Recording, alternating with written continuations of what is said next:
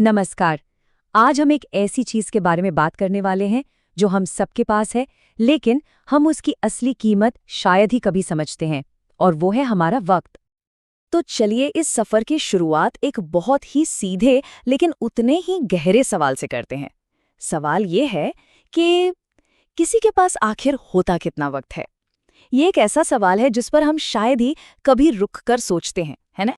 तो सबसे पहली और सबसे बड़ी बात जो हमें समझनी है वो ये है कि वक्त ही असली ग्रेट इक्वलाइजर है। मतलब ये वो अकेली चीज है जो हर किसी के साथ एक जैसा बर्ताव करती है। अच्छा, तो इस बात को जरा और गहराई से समझते हैं। स्क्रीन पर जो ये कोट है जैक्सन ब्राउन जूनियर का, कितना पावरफुल है। ये हमें याद दिलाता है कि इतिहास के बड़े बड़े नाम, उन्हें भी दिन में वही 24 घंटे मिले थे जो हम सबको मिलते हैं। तो मतलब साफ है, फर्क इस बात से नहीं पड़ता कि कितना वक्त मिला, फर्क इस बात से पड़ता है कि इस वक्त का इस्तेमाल कैसे किया गया। और ये बात देखिए कितनी दिलचस्प है। किस्मत ना किसी को ज्यादा खूबसूरती दे देती है, किसी को तेज दिमाग, तो किसी को बेशुमार दौलत। ये सब कुछ ना ऊपर नीचे बटा हुआ है, लेकिन एक चीज है जो सबको बिल्कुल बराबर मिली है, और वो है हर दिन के 24 घंटे। यही वो मैदान है जहां सब बराबर हैं।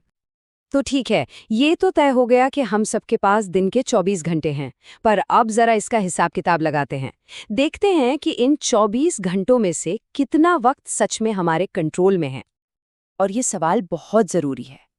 क्या ये पूरे के पूरे 24 घंटे हमारे अपने हैं? क्या हम इन पर अपनी मर्जी चला सकते हैं, या कहानी कुछ और ही है? चलिए जरा नंबरों पर एक नजर डालते हैं। दिन के 24 घंटों में से करीब करीब 8 घंटे तो सोने में ही निकल जाते हैं, और ये जरूरी भी है ना? फिर लगभग 2 घंटे खाने पीने, तैयार होने और दूसरे जो जरूरी काम हैं उनमें चले जाते हैं। इसको भी हम टाल नहीं सकते। तो फिर बचा क्या?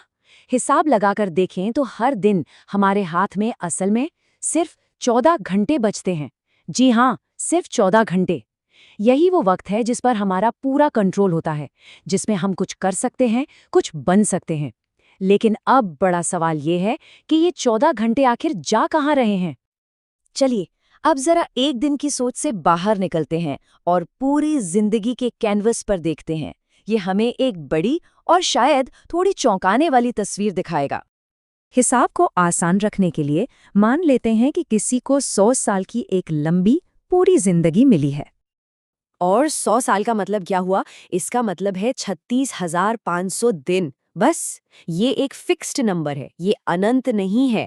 किसी की भी पूरी जिंदगी का लेखा जोखा इन्हीं दिनों में सिमटा हुआ है। और ये स्लाइड इस सच्चाई को एकदम आईने की तरह साफ कर देती है।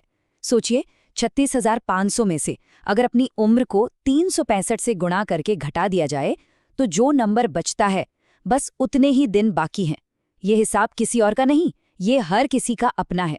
ये ख्याल ही थोड़ा सोचने पर मजबूर कर देता है, नहीं?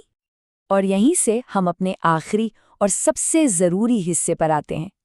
वक्त एक ऐसी दौलत है जो बाकी हर चीज से बिल्कुल अलग है। क्यों? क्योंकि अगर ये एक बार चला गया तो इसे वापस नहीं पाया जा सकता। जरा इस पर सोचिए, अगर किसी का पैसा डूब जाता है तो वो मेहनत करके उसे दोबारा कमा सकता है, मौके फिर से मिल सकते हैं।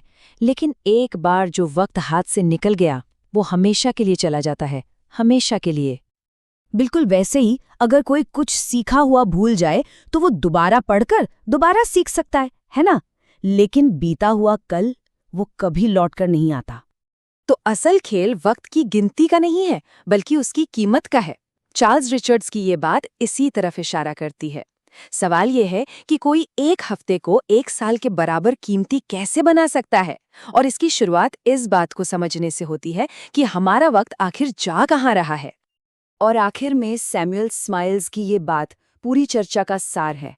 पैसा, ज्ञान, सेहत, ये सब चीजें वापस आ सकती हैं, लेकिन जो वक्त गुजर गया वो कभी नहीं आता। तो सवाल ये है कि हम अपने बचे हुए इस कीमती वक्त का क्या करें? एक छोटा सा कदम उठाया जा सकता है। अपने उन 14 घंटों का एक ऑडिट करें। बस एक दिन के लिए ये देखें कि वो वक्त कहाँ जा रहा है। देखिए, इसका मकसद हर पल को काम से भर देना नहीं है, बल्कि इरादे के साथ जीना है। ये चुनना है कि हम अपनी सबसे कीमती दौलत कहाँ लगा रहे हैं। तो क्यों ना आज से ही अपने वक्त का बेहतरीन इस्तेमाल करना शुरू किया जाए।